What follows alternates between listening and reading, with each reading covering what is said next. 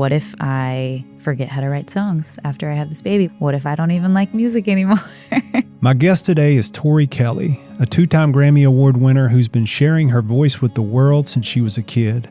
But this conversation isn't just about the music or the milestones. Because I got so much attention for my voice at a young age, I think I kind of believed this lie. I'm not really getting attention unless I'm singing. She opens up about the impact of feeling othered in her formative years. Growing up in a mixed race household and having all these different cultures, that felt very normal to me. But then I realized, oh, not everyone has that. Her fears around motherhood, identity, and the risk she took making an album that feels like her rawest expression yet. Having my son, I would hate for him to grow up thinking that he has to be this perfect person. Maybe finish that sentence. One of the reasons I don't want him to have that experience is because... You got me thinking real deep. If you've ever felt like you had to earn love and wondered what's waiting on the other side of authenticity, this episode is for you. Please welcome Tori Kelly to Human School. We've been taught everything except how to be human.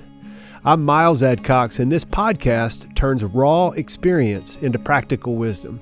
So if you're ready to stop performing your life and start participating in it, you're in the right place. This is Human School. Well, Tori Kelly, welcome to Human School. Thank you for having me. I'm excited to have you. I'm really excited that you're in town. I'm going to get to go see you very soon at Geodis.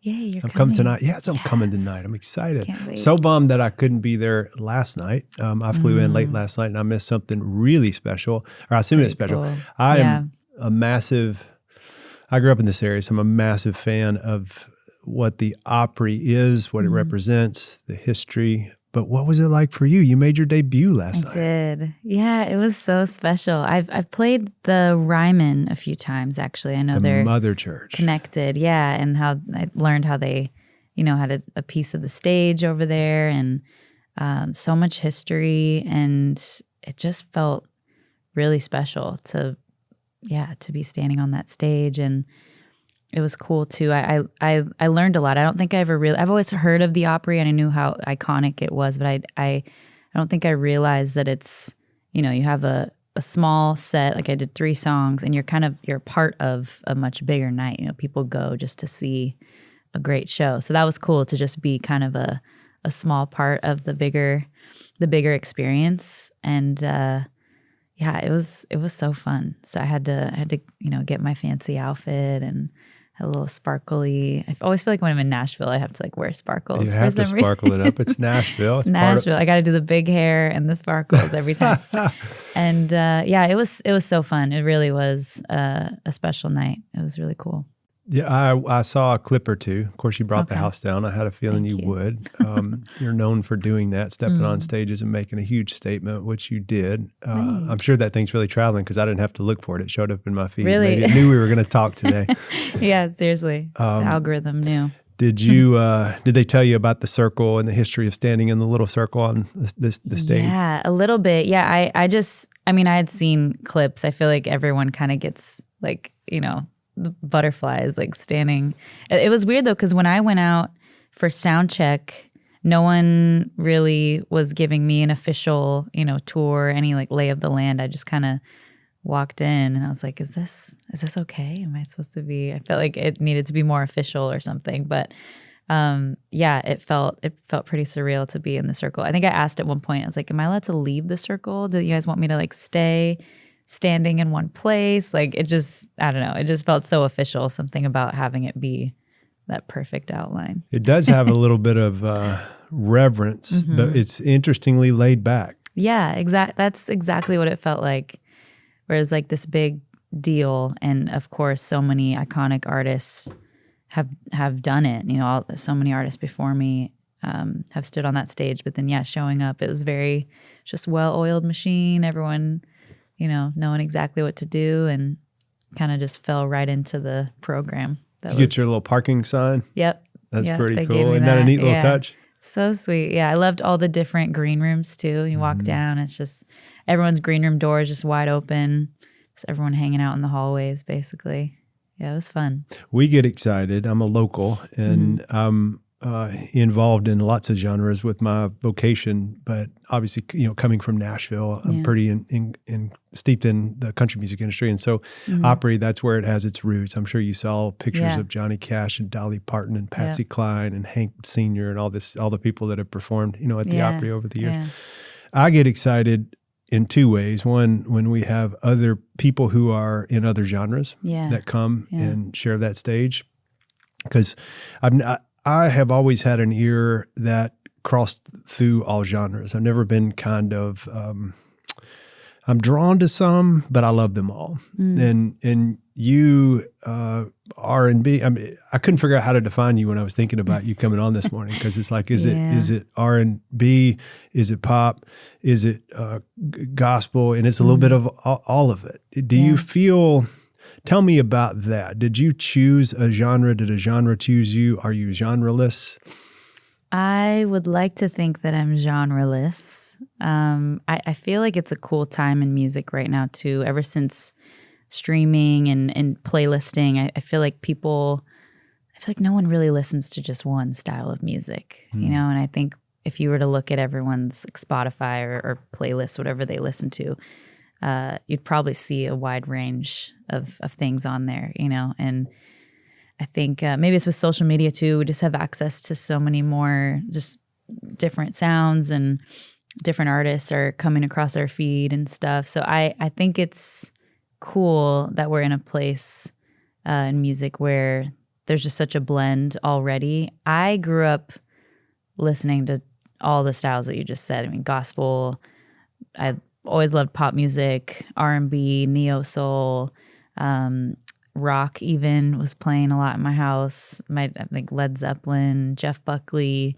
John Mayer. But then when I picked up the guitar, it was then India.Arie was a big influence. So there's just so much crossover.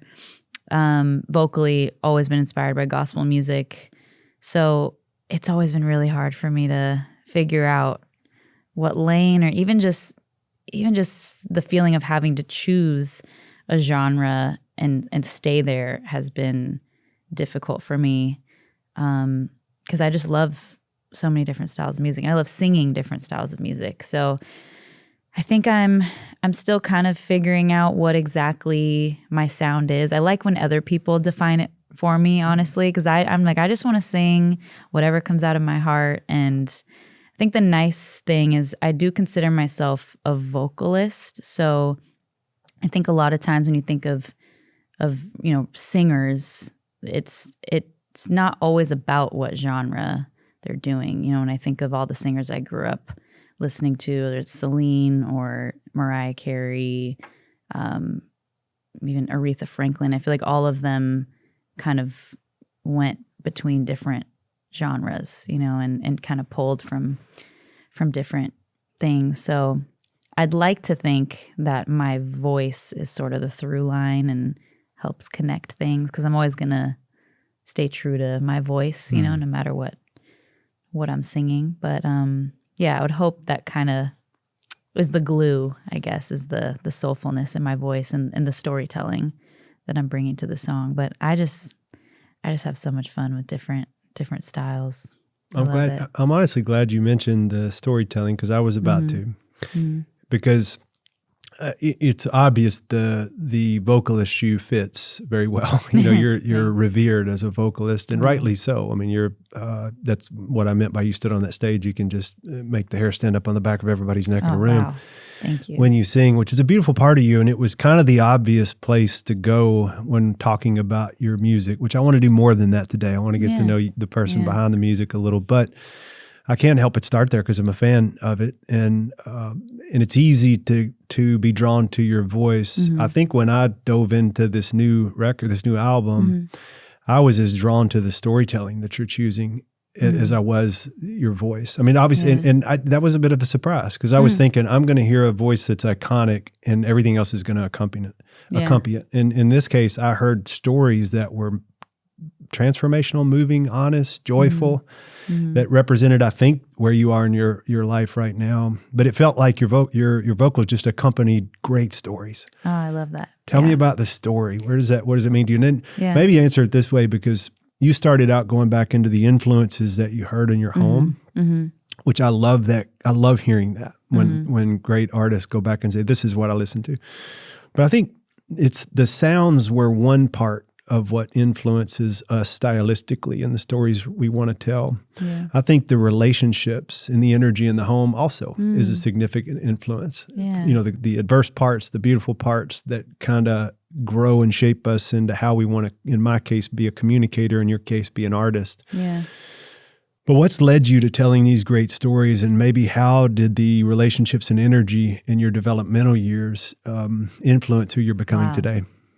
I love that question. It's so layered. I feel like the first thing that comes to mind, I love how you phrase that. Yeah, because that's only one part of it, what we heard growing up, you know, as an artist, just the different sounds that I was influenced by. But I am really grateful for my childhood. I think my parents did a really good job just filling the house with great music. And my dad's a musician. He plays bass and he sings. My mom grew up playing piano. Didn't play much when I was growing up, but she, you know, has the ear for music. And so that's a core memory for me, is just music all the time in my house, different genres, and my dad making up songs, you know, having me make up songs with him and just improvising.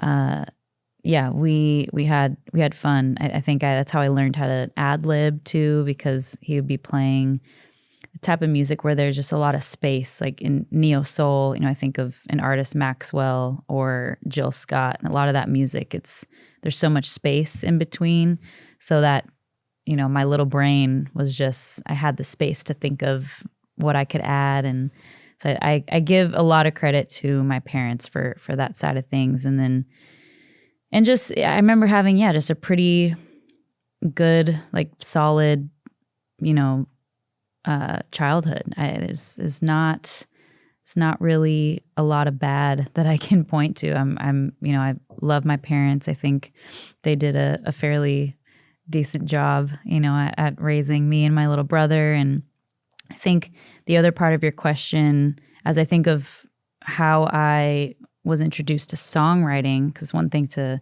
love singing, but I think once I discovered that you can actually say things in a song, I don't have to just sing other people's songs, that really opened up a door for me. I think it started out when I was really young. When I first got signed to a record label, I was only 12, which is really crazy to look back on, because I was still figuring out, obviously, you know, who I was as a person, let alone as an artist. So it's interesting looking back, and, you know, I got signed, had all these things promised to me, you know, you're going to be the next biggest thing. And, you know, it's so many people telling me things, and I'm just like, oh, okay, yeah, like deer in headlights.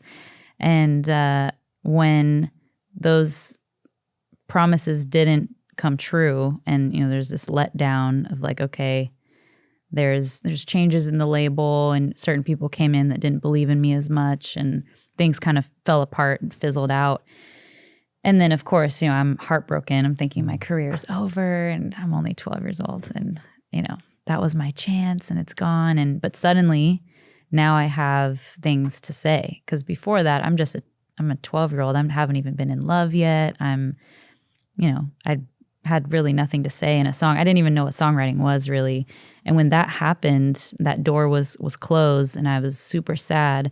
That unlocked, I think, the seeds of what would become, you know, me writing songs. Because now I just remember journaling and, you know, coming up with melodies, and then realizing I just made the connection. I'm like, oh, I can, you know, I have stuff to say. I'm hurt. So that was kind of the first, my entry point, I guess, into songwriting. And I think the more you know, I guess bird's eye view, when I look at my childhood, it's nothing really that my parents did wrong, because I think they did the best they could. But I think looking back, I internalized so much, because I didn't know how. I actually didn't think that anyone cared about how I felt, and I know that my family did, but I just I think I just held on to things because I didn't know how to express. But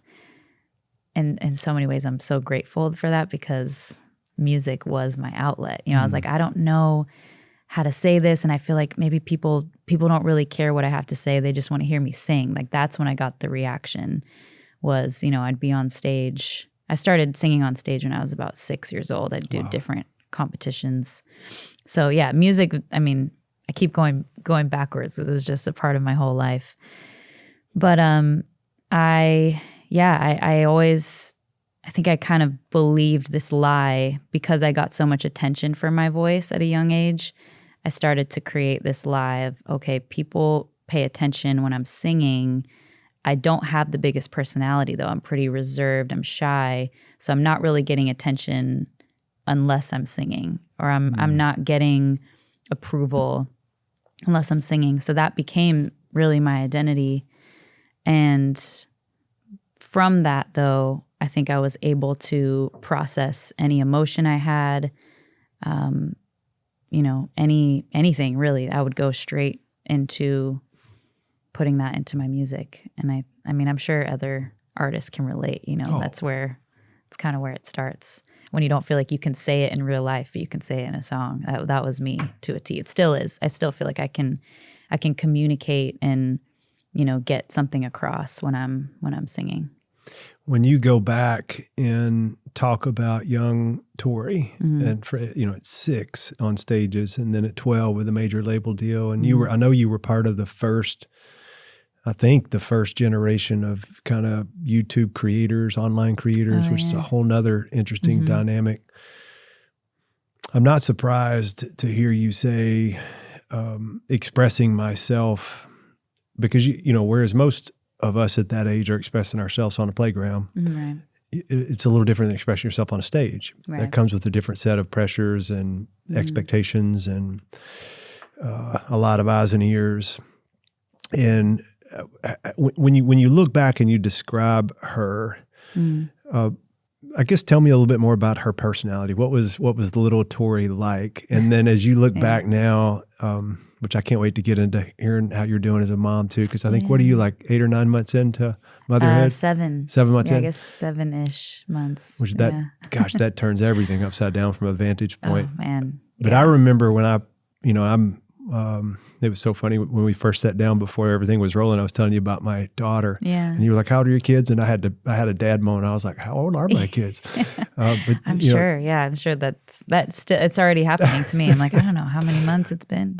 But at 7 and 9, it was the coolest intervention ever on my life to reprioritize what matters the most. And I think you've got some music on your album that I was emotional listening to it because of the way you're describing that journey already at this phase. Yeah.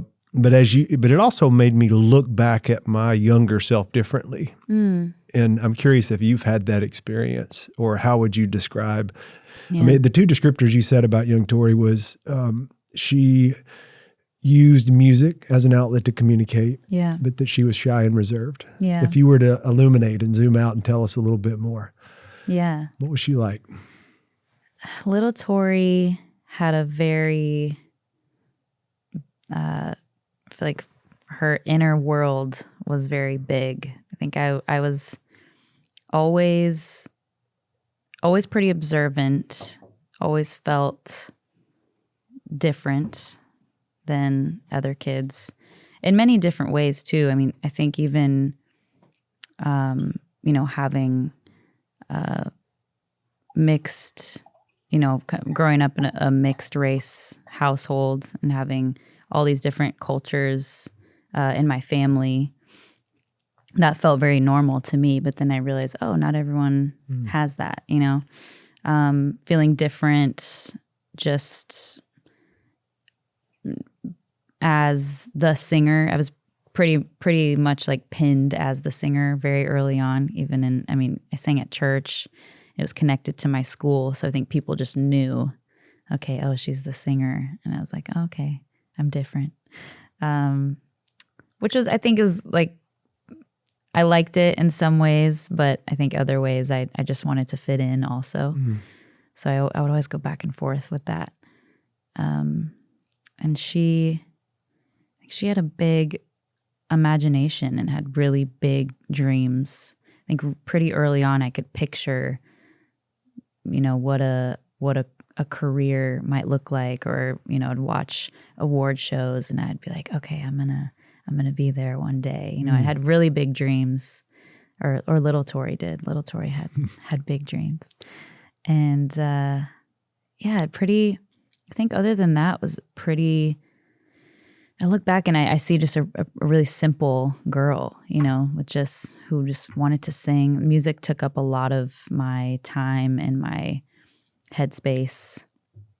I think I'm also grateful, though. I look back on, we were talking about how I was signed really young. I'm so grateful that it didn't work out that young.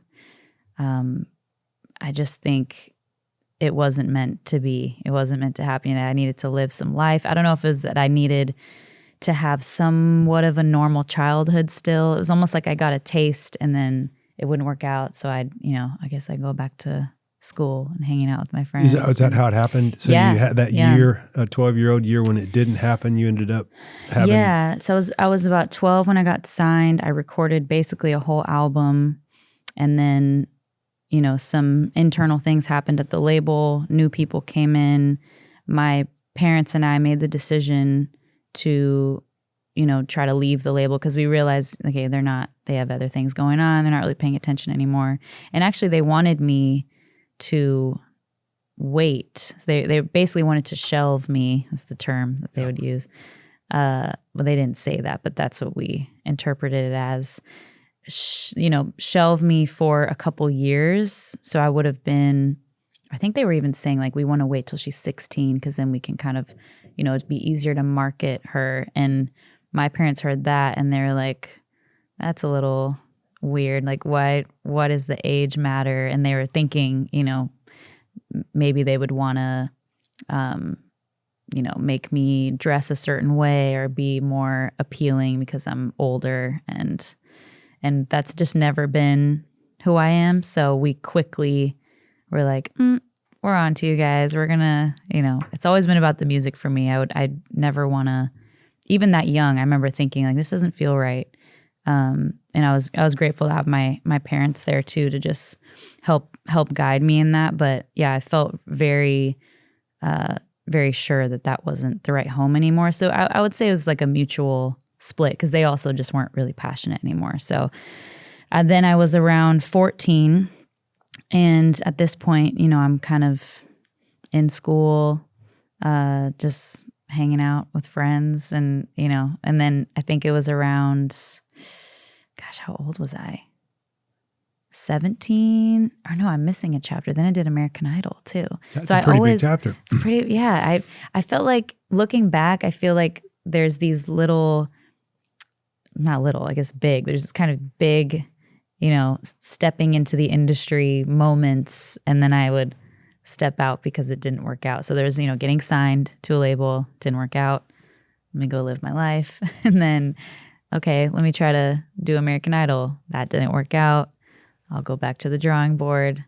And all in between those pockets of time, I'm writing songs. I'm learning how to use Logic, on the computer, and starting to record. So I totally see now, looking back, how it was all meant to be, because I really was just grinding in those in-between moments. And then American Idol didn't work out, so I started posting videos on YouTube, and that, I'd say that's kind of when I started to, gain a little fan base. And then from there, just kept organically growing. And yeah, it's all of, even now, I think that I've never really had that overnight success kind of big moment that I could point to and be like, that's when it happened. But I think it's kind of cool because looking back, I've just had this sort of slow build, and it's always felt very manageable. Nothing's felt, too overstimulating or like I can't handle it. So I'm really grateful looking back on the career I've had. And I've said this before, but I feel like I'm I'm like young and old at the same time right now. That's the place I feel in my career where I'm describing this whole career basically that I've had, but I still feel really young. I feel like there's so much more that I want to do. And, becoming a mom, I feel like I've unlocked this new layer in my songwriting. I'm like, I'm so inspired now. And it's really fun. I feel like I'm in a cool place right now in my career that I can pull a lot of inspiration from. It's neat to hear that the way you reflect back on what I guess in my world we'd call kind of a timeline. You go back and look at significant markers of life. Yeah. And we've more highlighted the career markers. Yeah. And a lot of times if you see somebody that started really early and they realize they have a gift and suddenly you get branded as that gift, it's tough to decouple yourself from there's a human here and there's a gift here and an artist. And the way you're describing the experience is you got kind of a good dose of both. Maybe that's a little ideal. Maybe that's why my perception when I sit in front of you is that you do have a grounded presence. I could hear that in your music too, in your record. You have a grounded presence. And not that all artists don't, but I'm a creative at heart too. So sometimes I do, and sometimes I'm all over the place. Yeah. And a lot of and I run in artist communities too. And part of their genius is their craziness, and is the way we interpret the world, the way we see it, the way we download all these things. Yeah. And it's more common, I would say, and even those that have a little bit of a mad scientist element, but that socially might be challenged. I still think there are unbelievable gifts to excavate from a creative mind. Totally. And that's one of the reasons why I interview so many creatives on this show. Because technically the show, at the end of the day, is as human beings, we don't often get educated on the things that help us grow, change, heal, and find meaning and value in our life. We just get put into school to learn academics and put into church to learn faith and put in here, and we get all this information. But then what do you do with it, and how do you become a better human in the process? Yeah. And then here I come in from the psychology space. And we even overcomplicate it there, I think.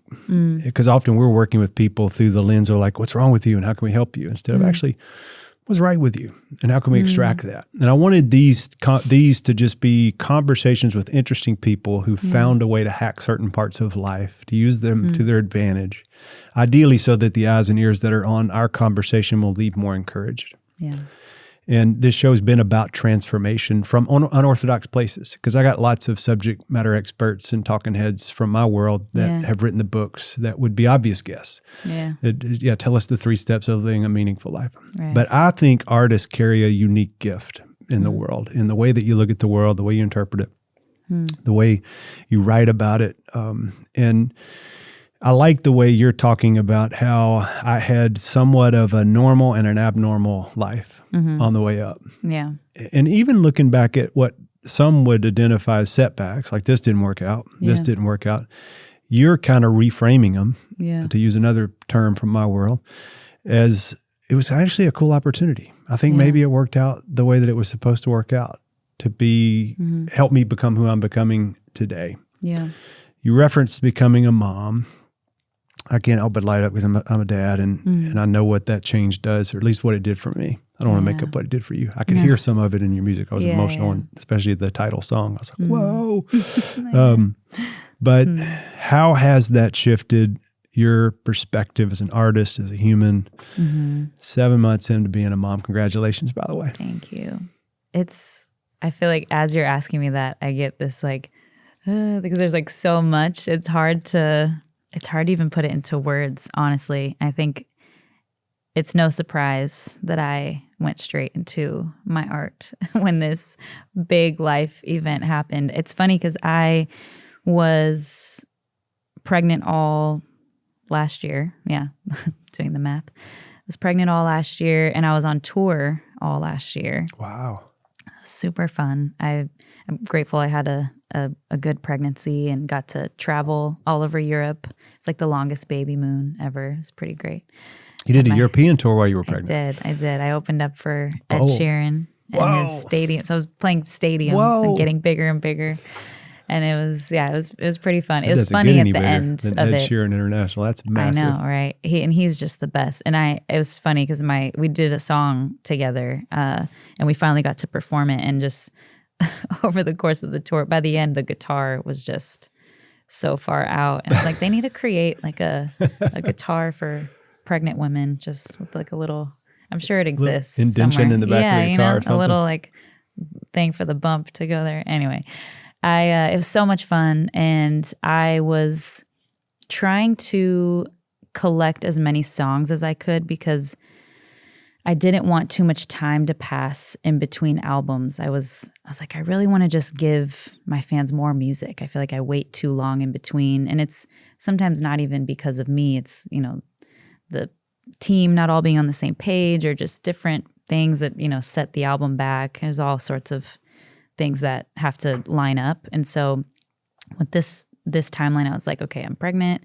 Let me try to get everything in order so that when I do have this baby, I can actually take a second and go into mom mode. And I also was thinking, I don't even know, there's this fear that I had. What if I forget how to write songs after I have this baby? What if I completely change?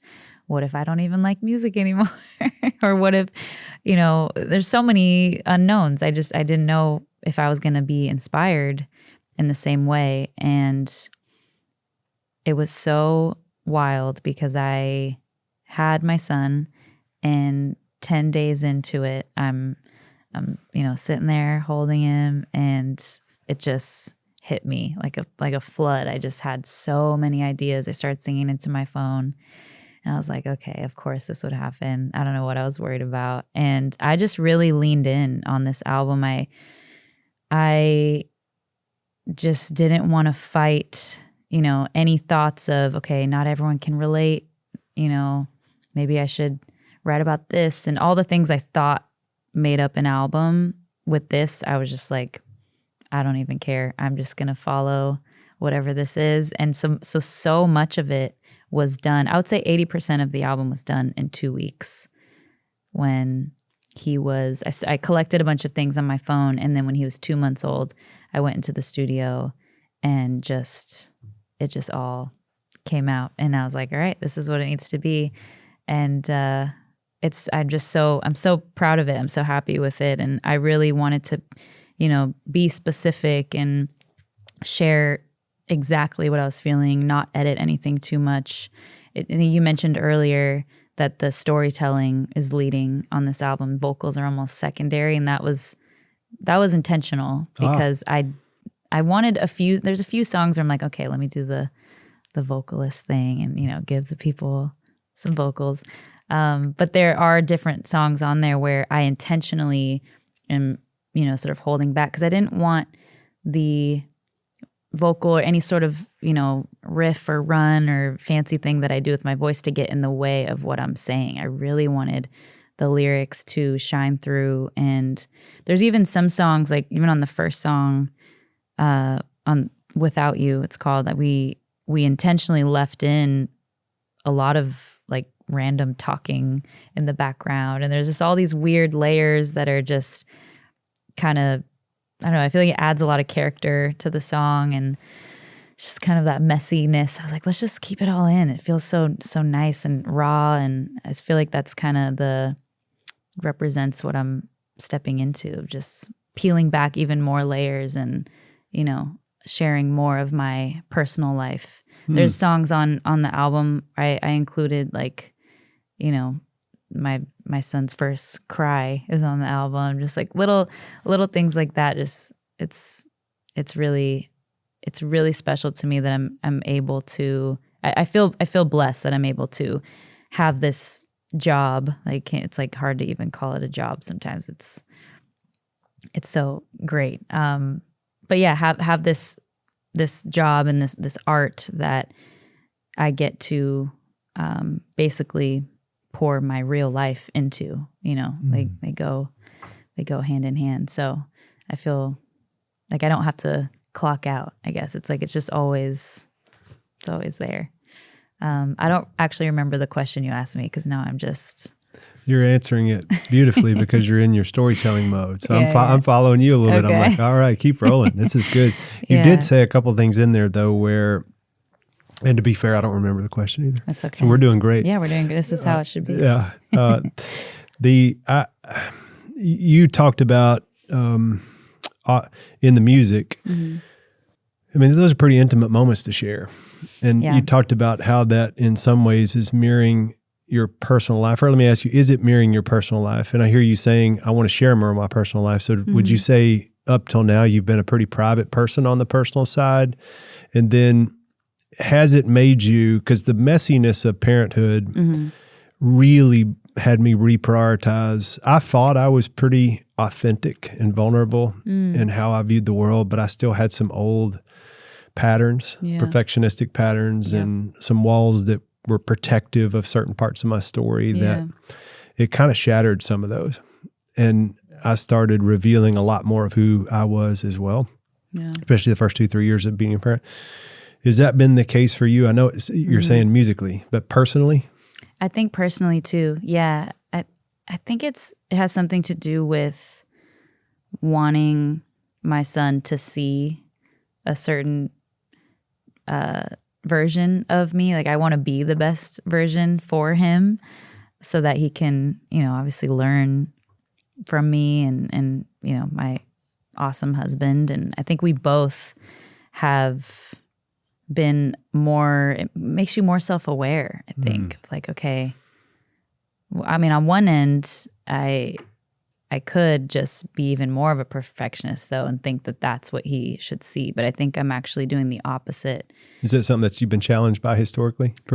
Yeah, perfectionism? Definitely. Oh yeah. Yeah. Just, I mean, being a performer when I'm on stage, I think that's followed me into my real life for sure. And just not, just wanting to say the perfect thing all the time, feeling like I don't have much to offer the conversation, or I don't want to say the wrong thing, so let me just not, even like doing podcasts and stuff, like that's very much a newer thing for me because I used to just overthink a lot, and my art felt like my safe space because I can edit that how I want and make that perfect and then present it to the world. And so now, I think I think turning 30 helped, and just something about turning 30, I was like, I'm not going to care as much about what people think. And then I think having my son has added a whole nother layer of that too, of just wanting him to see a real, just normal person who messes up and, is messy, doesn't get it right all the time, can say sorry. I really want him to see that because I would hate for him to grow up thinking that he has to be this perfect person. Because if he were to grow up thinking that, maybe finish that sentence, what's been the cost of that for you at times? One of the reasons I don't want him to have that experience is because I think it creates just a more stressful life. Yeah, for sure. Yeah, just such inner turmoil. I think it's so freeing to, like, I messed up. I'm sorry. Like that's such a simple thing. But, I think growing up, that wasn't, I didn't hear that often. And I think there was, I think I just kind of grew up unintentionally wanting to just make sure I did everything right. And you think that was the performer that started earlier? Have you ever traced it back to where like, I wonder if this is where that perfectionistic pattern started? I think it's kind of a blend. Yeah, it is hard for me to, you probably noticed, to like separate the singer Tori and then the kind of real life Tori, I guess, because I did start so young. So I think some of it does come from the wanting to do well on stage, and honestly in school too. I was I was like straight A student. Naturally, or did you work really hard at it? I feel like it was kind of natural. That's cool. Think, so would you consider yourself kind of an intellect?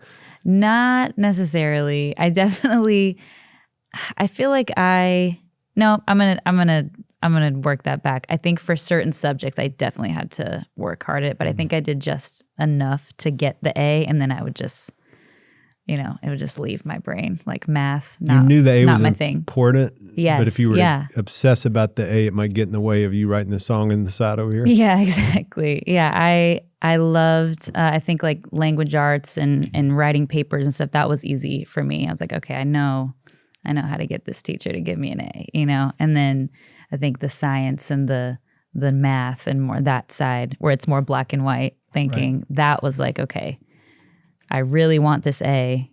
I would be mad at myself if I even got a B. Like that was, I wouldn't be too hard on myself, but it would bother me. I'd be like, I want, so I don't know where that started. I don't know if it was just me wanting to, again, it's like, it's nothing my parents even did wrong, but I think I just always wanted to, maybe being the oldest child, wanting to kind of,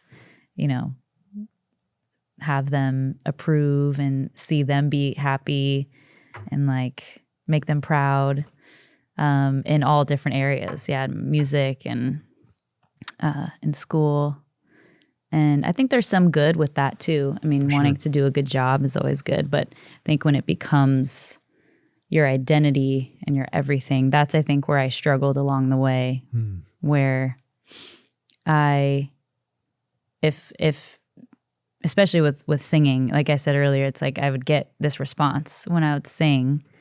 So that's where I'm getting my approval and my self-worth. Yeah, exactly. So I think that's where I've had to work on that. I still struggle with it sometimes too, where it's just it's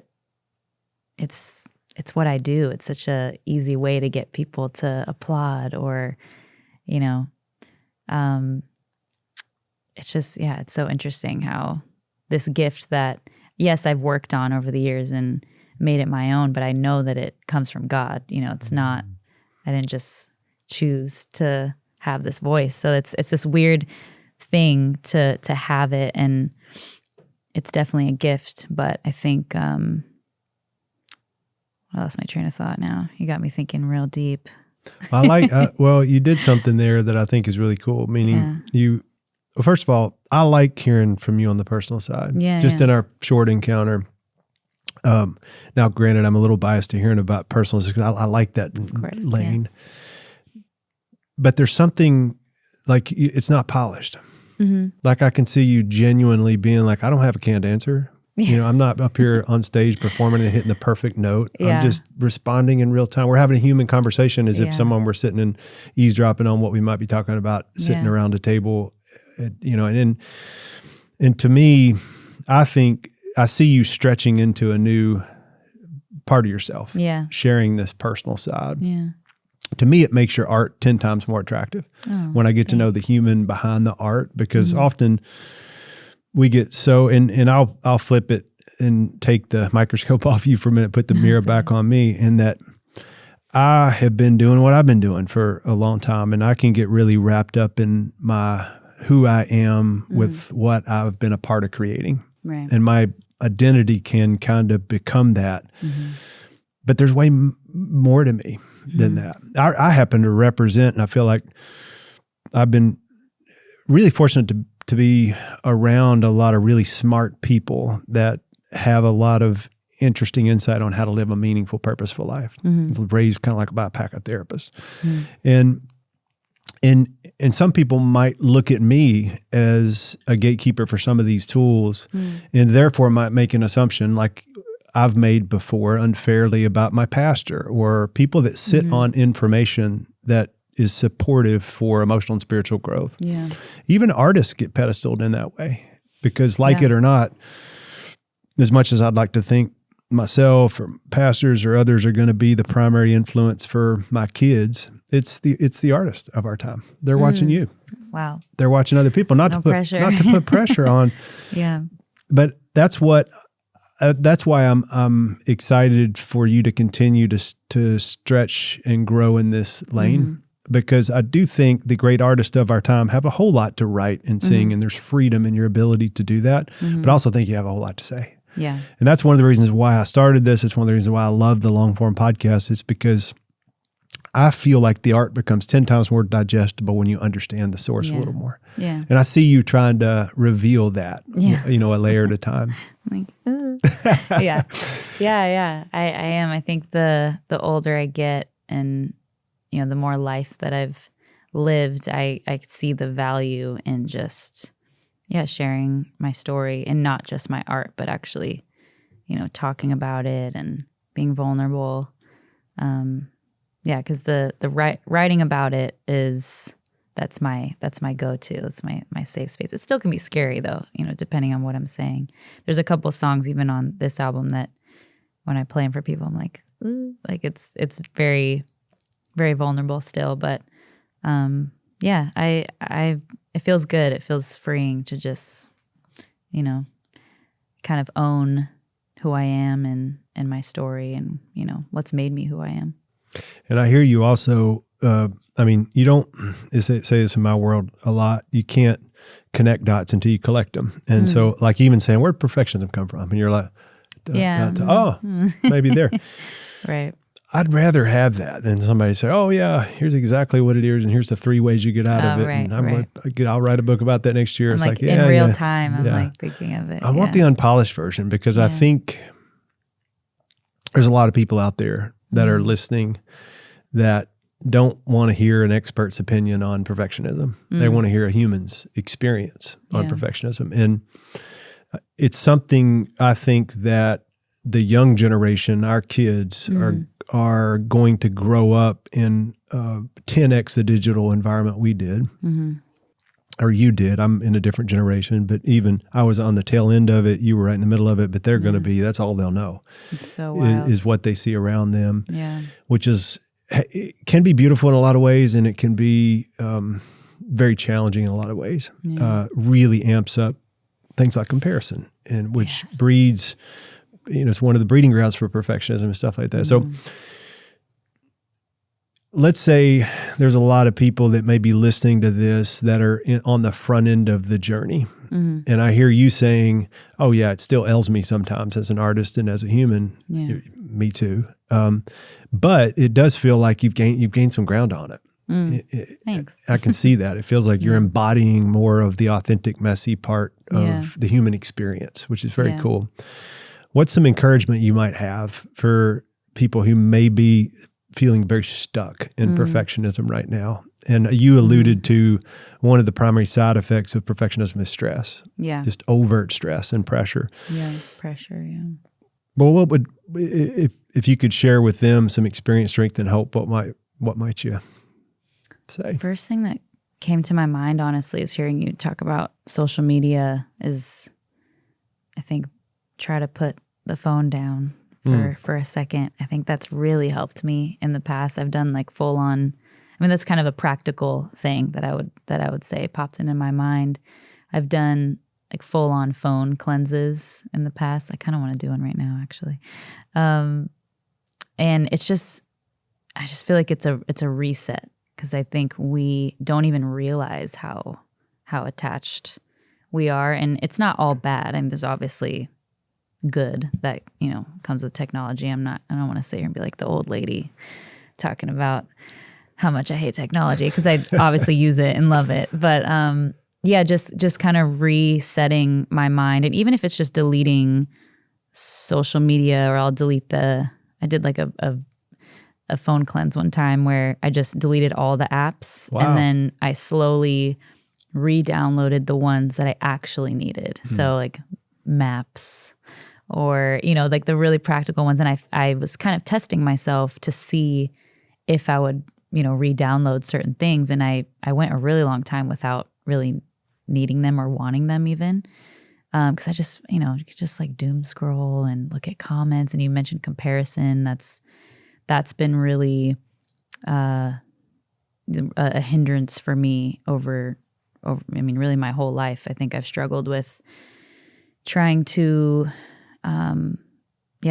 compare myself with just what other people are doing, has been not good. So yeah, that's kind of the first thing that popped into my mind, is just, you know, putting down your phone.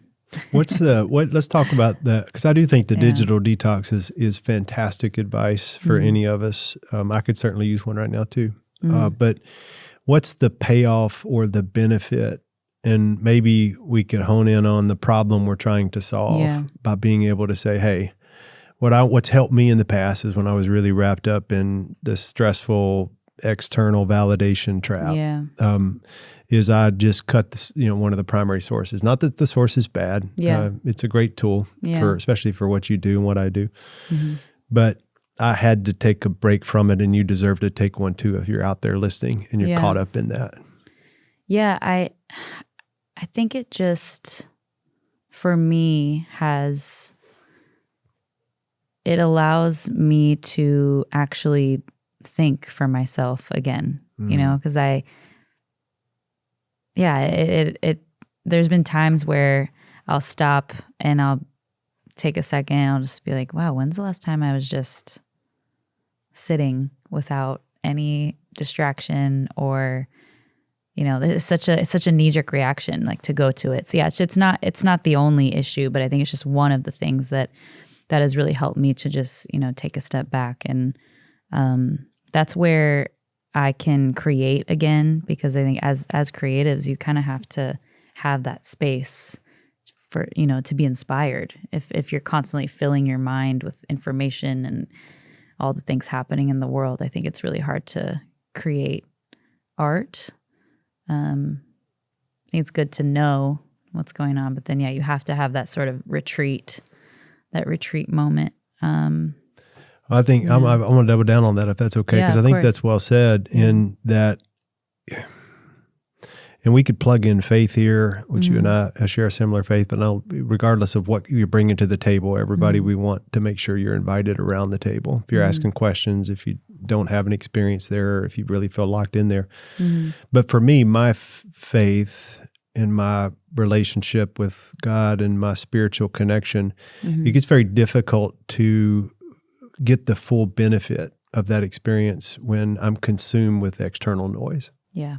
It gets difficult, as you're using the word creativity. Yeah. And I would say that creativity is a universal experience. In your case, you're using it in a really interesting one-dimensional way, which is creating art that tells a story that I make up is bigger than vocational or commercial success, or I think I can tell in your music as a storyteller. I think you have enough instinct on board to realize this can really impact people. That I can That's the hope, That's the hope, that I can be in front of however many Geodis is going to hold tonight. It'll be a packed house, but I can be in front of that many people. Or let's just go back to the stadiums. I mean, good gracious. You're in front of that many people. And then you're creating this art that you hope humanizes their experience, that they maybe leave feeling a little less alone with whatever pain they may be carrying. Or maybe they're in a great season of life and you want them to optimize that and feel more encouraged to leave with more joy. Yeah. All of those things are really cool reasons to create, really cool reasons to cut noise so that you can create better. Yeah. But if you're out there and you're feeling stuck in stress, if you're feeling stuck in comparison, if you're downloading 1 million messages a day and don't feel like you're measuring up, we have to get creative even to find our own solutions. Yeah. And it's very difficult to hear creative solutions, not just for songwriting in your case, but creative solutions on how to put one foot in front of the other, remind ourselves that we're good human beings that deserve the ability to be seen, heard, and valued, and we can find our way from feeling stuck to being free. Yeah. And one of the most important ways to do that is to turn the volume down on what everyone else is telling us. And for me, that the result of being consumed by external noise, and again, we're not demonizing it because there's a benefit, there's an upside, is I lose my voice, I lose my identity, and I lose my confidence and my belief in who I am and who I'm trying to become. And if you're out there, I hope you hear two people here that are not talking head experts saying, we got it figured out. We're, clumsily walking through a conversation of two people that don't know each other. and getting to know each other and saying, oh yeah, I can relate. I struggle with that. I struggle with that. So I hope if you take away anything beyond, I fully endorse the digital detox. It's that you're not alone in what you may be experiencing. I feel like your album, this new album, it's difficult to walk away from it and not feel encouraged and not feel like there's some anthems in there that can usher confidence back into your story. If you really listen. And I don't know if you wrote it for that reason, if it's like I'm feeling encouraged and I'm feeling like I'm embracing this joyful part of my life and I want to share it in hopes that it might ripple into other people's hearts. Yeah.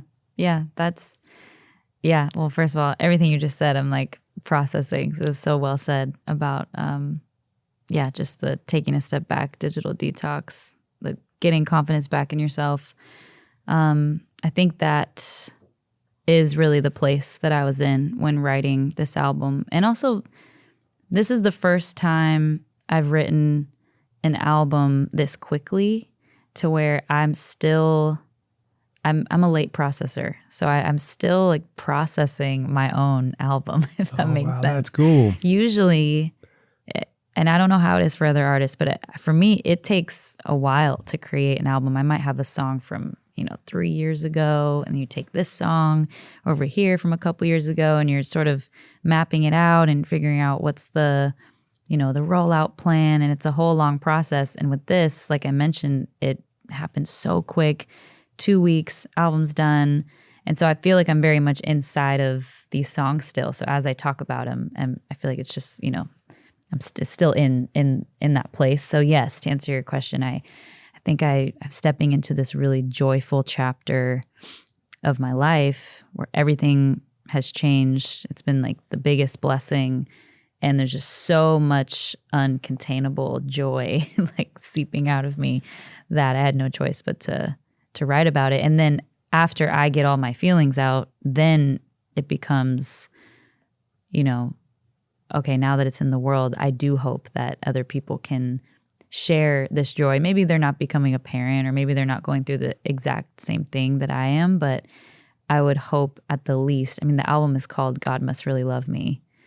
And I would hope other people can feel that love too by the end of it, feel a sense of peace, a sense of just calm, this reset idea that we're talking about. I would hope that my music can even just be a little bit of a comfort, to them in whatever they're going through.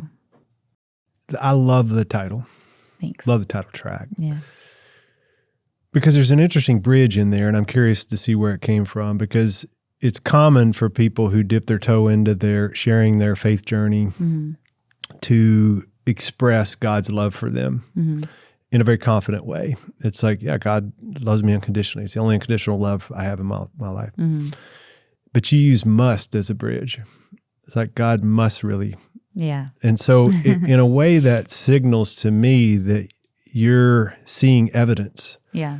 But you also it feels like a little bit of a surrender, hands up moment. It's that you're not uber confident in saying, I know God loves me. Yeah. It's like God must really love me. Yeah. Tell me about that frame, or where'd that idea come from, that hook? So that phrase, I was driving to a writing session, and I had been writing for, I think this was during that 2-week period that I was talking about, of just, all the songs kind of happening at once. So I was writing a lot at this time, and I was driving to a session, and I was just thinking about my son, because it was really hard to leave him every day too, even just to go to the studio for a few hours. I was like, this is so hard.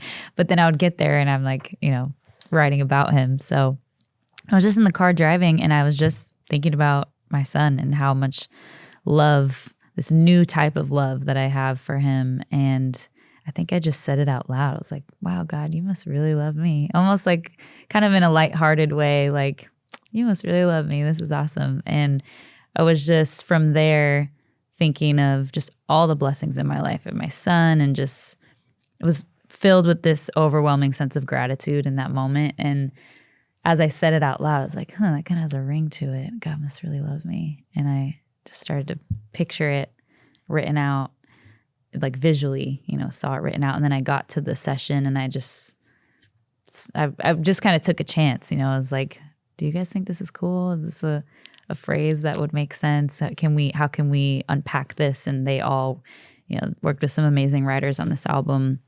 And they were down. They thought it was cool. So it didn't become the album title though until later. This was just, we wrote the song. And then a little later on, when I always zoom out, and just look at all the tracks, and it was just right in front of me. Because I never can pick an album title until the very end. I don't know why.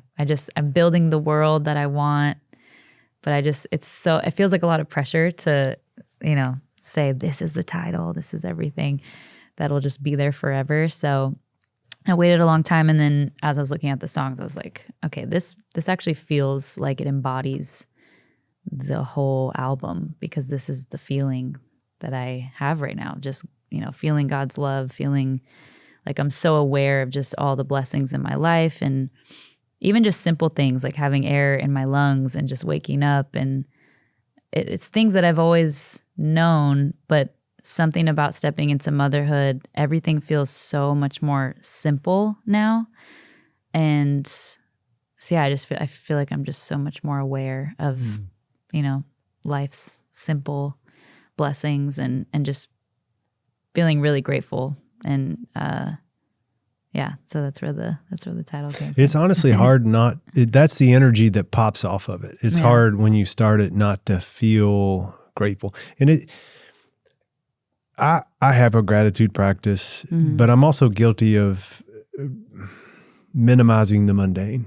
Mm-hmm. It's hard, when the air in your lungs, the fact that I can walk out of this interview, the fact that I get to have this conversation. I mean, all those little things, the fact that I'm a father, that I'm a proud husband, the fact that I've got I've got all these layers of how I might identify myself. Mm-hmm. And it's so interesting sometimes that I had a mentor of mine. Mm-hmm. This was back in a season where I was really going through kind of a tough season, was stuck. And often when we're stuck and overwhelmed, in my case, I was dealing with some anxiety and depression. Mm-hmm.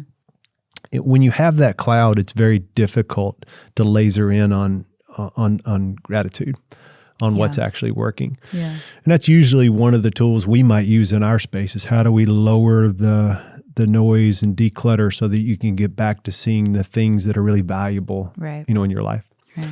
But I couldn't see it. And he said, it feels like you're stuck in this pattern to where you're a little bit like a vulture or a buzzard, that you're flying over thousands of acres of beautiful green grass and flowers, but all you can see is the one dead, rotting carcass, and you're just circling it. Wow.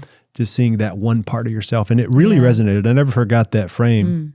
It's really because what it did is it immediately kind of whipped me into, that is true. I'm camped out right now on this ailment that I'm experiencing, but it doesn't mean that everything else went away.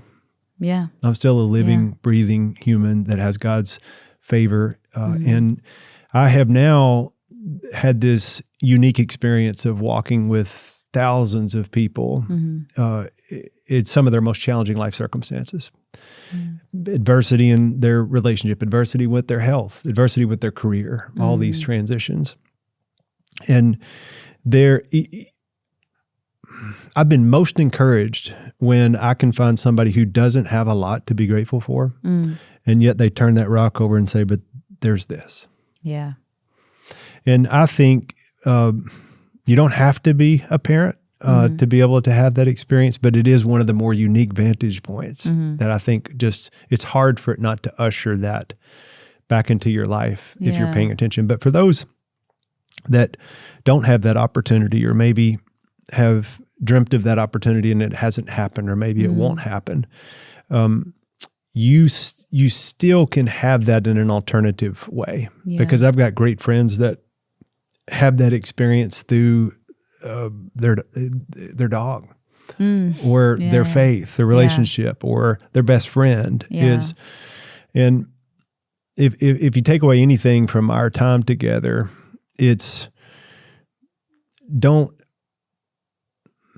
wait, don't cap out on this idea of struggle outpacing gratitude. Yeah.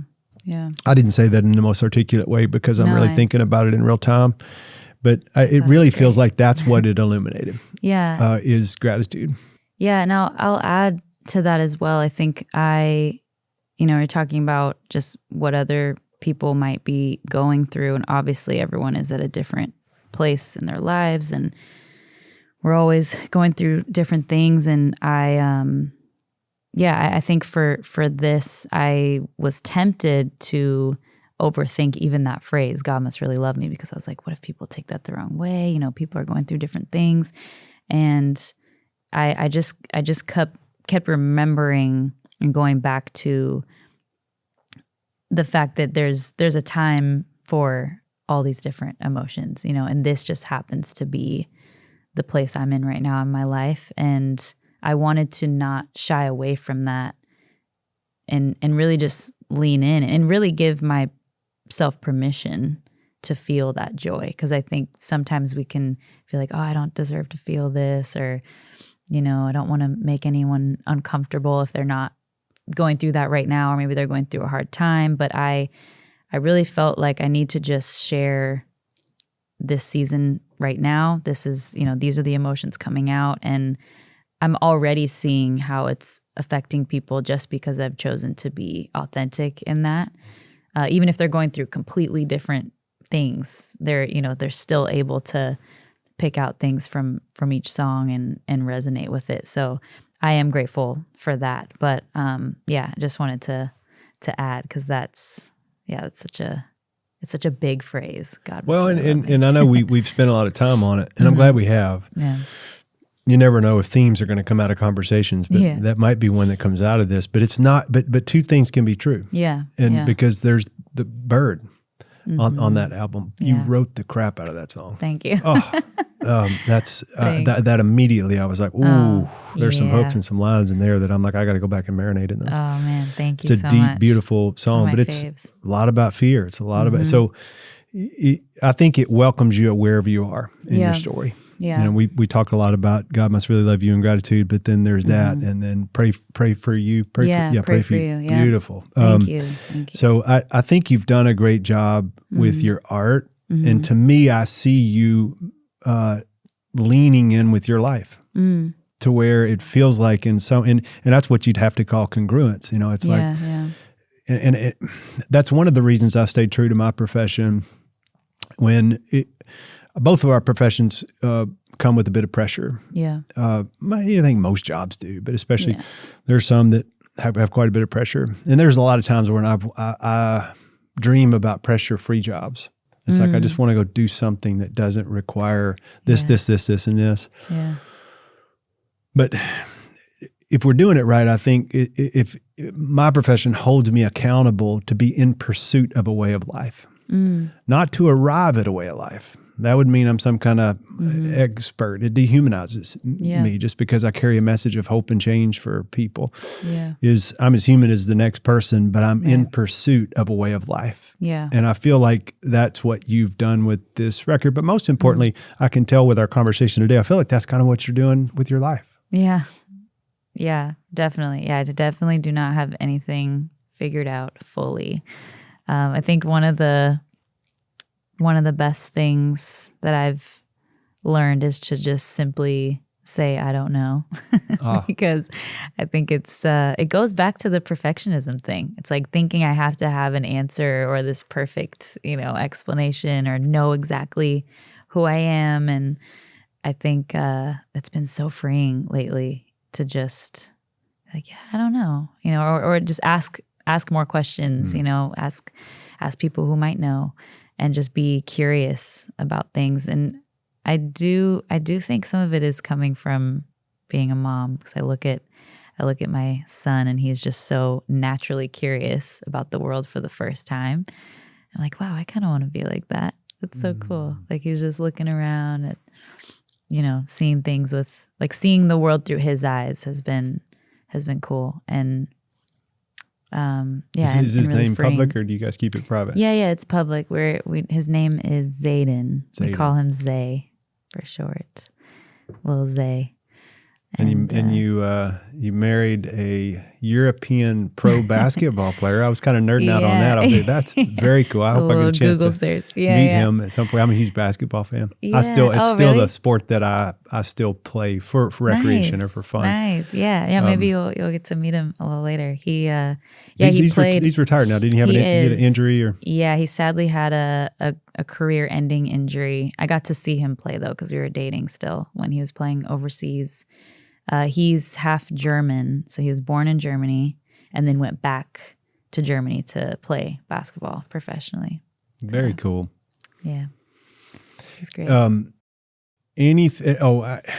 First of all, I want to say this too. Yeah, I can't imagine being 7 months in because I know and I'm sure you've got support and resources, but it doesn't matter. I mean, that is the most physically tiring part and emotionally tiring part. Yeah. It sounds like you're still actively touring. Yeah. Right. Yeah. He's on the road. He's on the bus. He's got his own bunk. Yeah. Very cool.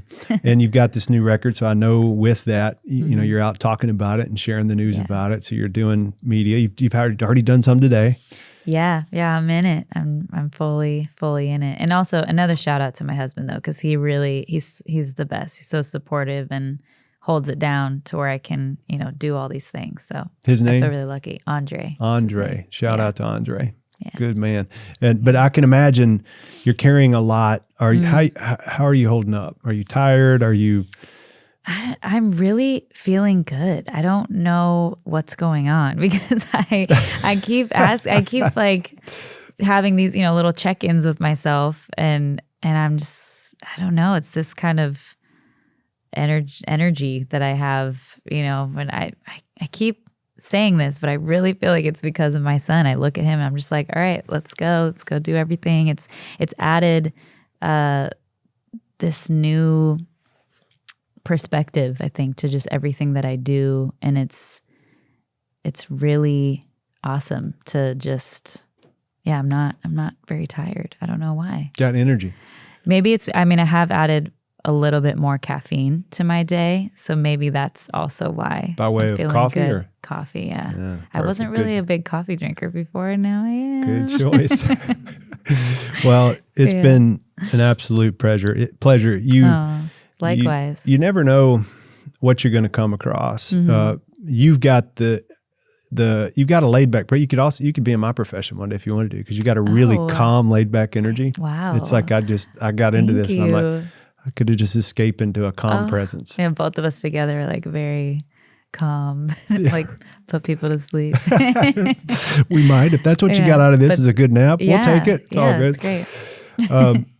But again, I just want to affirm and compliment. Obviously, the art is the art. You're a brilliant artist, great vocalist, amazing songwriter. I love that part. But I see you stretching and sharing more of the personal human side. Yeah. And I see that feels a little newer. Yeah. And I feel like we could unpack even more. There's probably so much. You're like bringing more out of me too as we've talked, but we'll probably talk for hours about all sorts of things. Well, if you come back through Nashville or we'll do a part 2. We'll see where you are on your journey at that time. But I like that part. I think that's really important because I think as much as your art's going to encourage people, I think your life is even a cooler testimony. And it seems like you're really living it right now. Oh, thank you.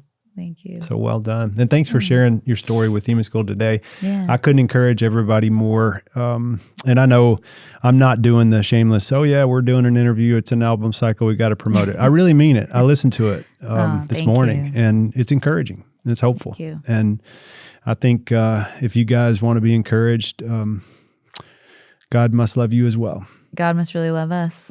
That's the end. That's the last line. Mic drop. God must really love us. We'll take it. Well done. Well said. Good job. Thank you. Yay. Appreciate you. That's great. Good stuff.